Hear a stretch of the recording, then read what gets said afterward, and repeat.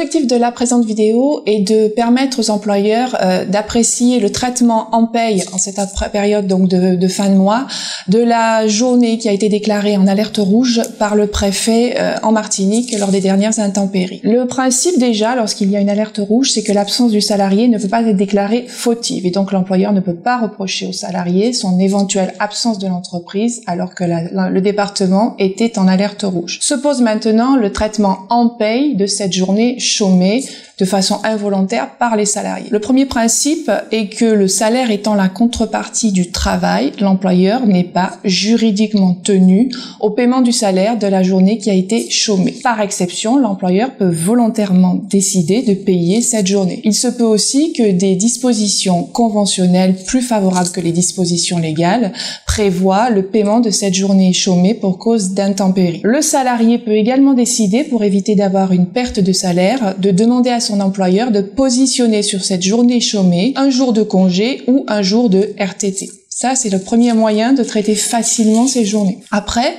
se pose la deuxième possibilité qui est celle de recourir au système de l'activité partielle.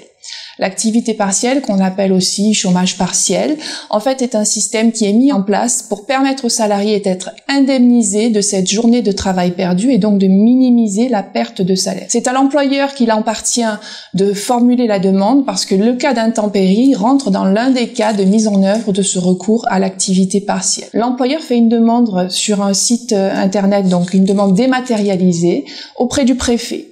Lorsqu'il a la réponse, à ce moment-là, il lui appartient, après avoir informé ses IRP, de faire une demande d'indemnisation donc auprès de la DIECT. C'est très important, l'employeur a 30 jours après l'intempérie pour formuler sa demande.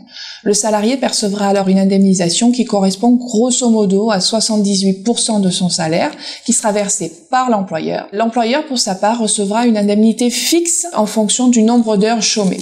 La dernière possibilité ouverte à l'employeur consiste à faire récupérer les heures de travail qui ont été perdues par les salariés ultérieurement afin que les salariés n'aient pas de perte de salaire. Cette récupération doit être effectuée dans les 12 mois qui suivent le jour chômé du fait de l'intempérie. Elle intervient à l'initiative de l'employeur après information de l'inspection du travail et consultation des institutions représentatives du personnel. Les modalités de cette récupération sont prévues à défaut d'accord collectif par la loi. Ce qu'il faut savoir, c'est que les heures qui seront ainsi récupérées, bien que effectuées au-delà du temps normal de travail du salarié, ne seront par contre pas majorées car elles ne sont pas traitées comme des heures supplémentaires mais comme des heures normales de récupération.